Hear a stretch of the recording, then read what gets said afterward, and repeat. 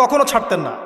ফজরের আগের 2 রাকাত সুন্নাত, মাসের 3 দিন রোজা রাখা আইয়ামে তাশরিকের, আইয়ামে বীজের, তারপরে আপনার আরাফার সম এবং এই যে মুহররম মাসের সম, এই সমগুলো নবী সাল্লাল্লাহু আলাইহি ওয়াসাল্লাম কখনো ছাড়তেন না।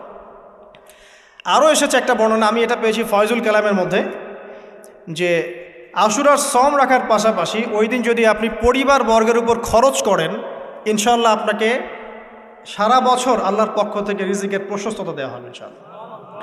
তো পরিবার বর্গের প্রতি আপনি খরচ করতে পারেন। এখন এই যে ঘটনা দেখেন, এই ঘটনার মূল পিছনে গল্প কি? জালেমের ধ্বংস, মাজলুমের মুক্তি, তাই তো? জালেমের ধ্বংস, মাজলুমের মুক্তি, এটাকে স্মরণীয় করে রাখার জন্যে আল্লাহ রাব্বুল আলামিন এই আশুরার সওমটাকে রেখেছেন। নবী সাল্লাল্লাহু আলাইহি ওয়াসাল্লাম বলেছেন যে ইহুদিরা একদিন রাখে, 10 তারিখে সওম রাখে। আমি যদি বেঁচে থাকি ইনশাআল্লাহ আগামী বছর 9 তারিখ বা তার পরে, একদিন আগে বা একদিন পরে আমি